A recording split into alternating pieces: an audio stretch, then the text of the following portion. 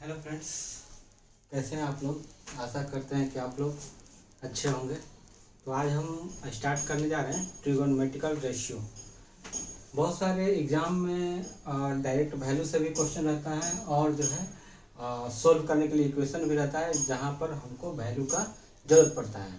तो trigonometrical ratio आज का जो टॉपिक है वो ट्रिगोनोमेट्रिकल रेशियो है। तो रेशियो क्या आता है? तो क्या आता है? Ratio of side, ratio of side, ratio of side, ratio of side होता है विथ रेस्पेक्ट टू एंगल होता है। मान कि ये एंगल लेते हैं तो ये परपेंडिकुलर होता है, ये मेरा हाइपोटेनस होता है। तो रेशियो रखते हैं, जैसे कि साइन थीटा बराबर यहाँ पर बोलेंगे तो यहाँ पर क्या बोलेंगे? पी बाई एच बोलेगा ना, क्योंकि परपेंडिकुलर बाई हाइपोटेनस होता है। ठीक है। और cos थीटा बराबर अगर हम बात करेंगे तो क्या हो जाएगा? b by H. ठीक है। और tan थीटा का अगर हम बात करेंगे तो tan theta p by B, जहां p हो गया परपेंडिकुलर, b हो गया बेस हो गया और h हो गया हाइपोटेनस। तो हम लोग साइन 0, साइन 30, साइन 45, साइन 60 और साइन 90 का वैल्यू हम लोग देखेंगे कि किस तरह से जो है इसका वैल्यू वैरी करता है और किस तरह इसको याद रखना है। याद रखना सबसे बड़ा इंपॉर्टेंट चीज है और कैसे याद रखना है ये भी बताएंगे। ठीक है। तो आइए हम लोग देखते हैं। तो यहाँ पर अगर साइन का पूछे, ठीक है, पहले साइन का हम लोग देख लेते हैं, फिर साइन से कॉस निकलेगा और फिर साइन कॉस से निकलेगा टेन। ठीक है। और साइन का अपोजिट होता है, क्या होता है अपोजिट? कॉसेक थीटा बराबर होता है, लिख लीजिएगा, कॉसेक थीटा बराबर 1 बाई साइन थीटा। ठीक है। सेक थीटा बराबर क्या होता है? 1 बाई कॉस थीटा। ठीक है। और कॉट थीटा बराबर होता है 1 बाई टेन थीटा। ये जो है ये हमको याद होना ही चाहिए, ये हमको याद होना चाहिए कि ये वैल्यू ऐसे होता है। ठीक है। तो हम यहाँ साइन कॉस टेन का वैल्यू निकालेंगे और आप लोग जो है कॉट, कॉसेक और सेक का वैल्यू हमें लिखकर कमेंट में आप जरूर भेजिएगा। ठीक है। तो आगे स्टार्ट करते हैं। तो साइन थीटा का अगर वैल्यू बोलता है तो हम लोग कैसे याद करेंगे? ठीक है। तो यहाँ पर देखिए कैसे रखते हैं।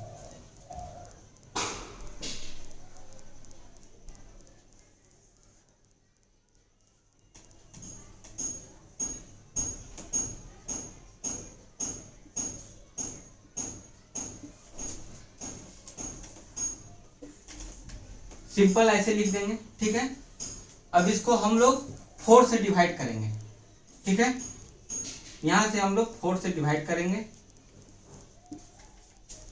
सभी में 4 से डिवाइड करेंगे। ठीक है। अब इसका जो होता है स्क्वायर रूट निकालेंगे, स्क्वायर रूट।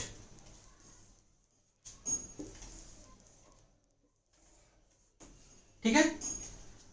अब जो वैल्यू आएगा उसको हम लिखेंगे।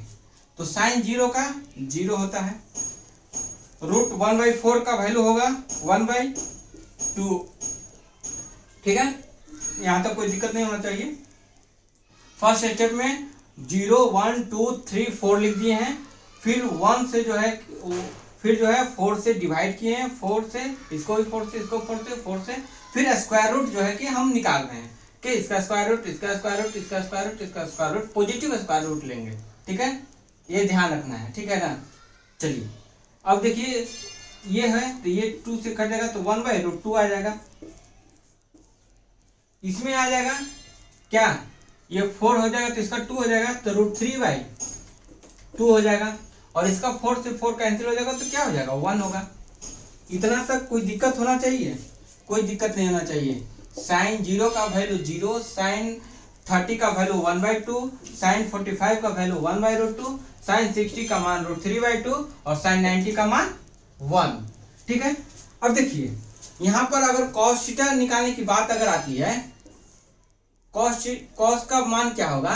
तो कॉस 0 ये अपोजिट हो जाएगा, 90 डिग्री वाला वैल्यू जो है 0 डिग्री के पास एक्सचेंज करेगा। तो यहाँ कॉस 0 जो हो जाएगा 1 हो जाएगा और cos 30 जो है 60 वाला एक्सचेंज कर लेगा।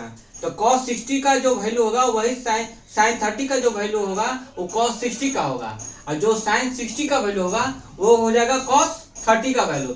तो cos साइन 60 कितना है, तो √3/2 यहाँ लिख देंगे। उसके बाद 45 का वही रह जाएगा, 45 का दोनों में सेम रहता है। और यहाँ पर ही साइन 30 का वैल्यू लगेगा, तो यहाँ पर ही हो जाएगा 1/2। और यहाँ पर जीरो का वैल्यू क्या है था, 0, तो यहाँ पर 0 हो जाएगा। समझ गए? ये साइन और कॉस का वैल्यू हमने निकाला। फिर से आप देखिए कैसे निकालें। साइन का वैल्यू निकालना था, 0 से स्टार्ट किए, 0 1 2 3 4, ठीक है। अब हम लोग 4 से डिवाइड करेंगे सभी में, तो 4 से डिवाइड किए, इसको भी 4 से डिवाइड किए, इसको भी, ठीक है। अब 4 से डिवाइड करने के बाद जो आएगा उसको स्क्वायर रूट ले लेंगे। तो स्क्वायर रूट जब लेंगे तो यहाँ पर मेरा 1/2 आया, ये 45 का 1/2 आया, और ये साइन 60 का √3/2 आया, और साइन 90 का वैल्यू 1 आया। अब देखिए साइन से ही हम लोग वैल्यू क्या निकाले, कॉस का। जो साइन का 90 का वैल्यू होगा वो कॉस का 0 का होगा वैल्यू। तो यहाँ पर क्या हो गया, cos 0 1 हो गया, ठीक है। cos 30 का वैल्यू जो है, साइन 60 का जो वैल्यू होगा वो cos 30 का वैल्यू होगा। यहाँ √3/2 देखिए, यहाँ √3/2, यहाँ √3/2 हो गया। फिर ये 45 का सेम होता है, और फिर जो 30 का वैल्यू होगा वो इसका 60 का वैल्यू होगा। यहाँ 1/2 था, यहाँ 1/2 हो गया, ये 0 हो गया। अब उसी तरह मान लिया जाए कि हमको tan का पूछेगा, tan का पूछेगा, तो हम लोग क्या करेंगे, तो 0/1 जो है, ठीक है, sine theta by cos theta, तो ये 0 हो जाएगा, ठीक है। 1/2 √3/2, ठीक है। तो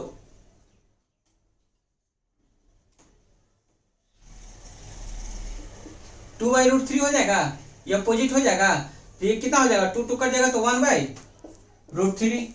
साइन 30 का वैल्यू √3, tan 45। अब देखो 1/√2 है, बाई 1/√2 होगा, तो कितना वैल्यू होगा, 1 हो जाएगा, होगा ना। 1/√2 डिवाइड बाई 1/√2, तो 1 हो जाना चाहिए। यहाँ पर ही √3/2 और 1/2 है, तो इसको डिवाइड करेंगे तो कितना आएगा, √3 आएगा। और इसको जो है कि 1/0 लिखते हैं, 1/0 लिखते हैं, तो ये क्या होता है, इन्फिनिटी होता है, ये होगा इन्फिनिटी। तो देखिए मेरा एक वैल्यू से मेरा ये दोनों वैल्यू निकला। अब दोनों वैल्यू निकाल लिए, ये 3 गो वैल्यू जब निकल गया तो ये भी तीनों वैल्यू निकल जाएगा। एक बार फिर से देखिए, साइन 0 का 0 पहले यहाँ लिख दिए, यहाँ 1 लिखे, 2 3 4, फिर 4 से डिवाइड किए, ठीक है। 30 यहाँ भी 1 से 4 30 से स्टार्ट करना है, ठीक है। 4 से डिवाइड, यहाँ 4 से डिवाइड किए, यहाँ 4 से डिवाइड किए, यहाँ 4 से डिवाइड किए, यहाँ 4 से डिवाइड किए, फिर क्या ले लिया, स्क्वायर रूट ले लिए। जब स्क्वायर रूट ले लिए तो क्या मेरा आया वैल्यू, 1/2 1/√2 √3/2 1।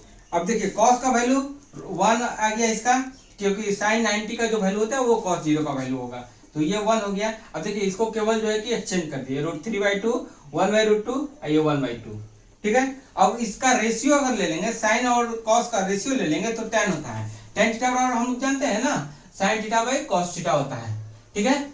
लिख लीजिएगा, साइन थीटा बराबर tan थीटा बराबर और होता है साइन थीटा बटे कॉस थीटा, ठीक है।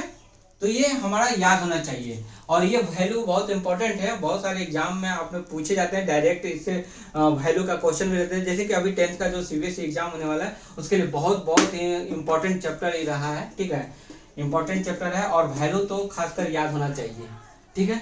तो ये आप ध्यान दीजिए ट्रिग्नोमेट्री और इसको, और इसको भी आप लोग नोट डाउन कर लीजिएगा, ठीक है।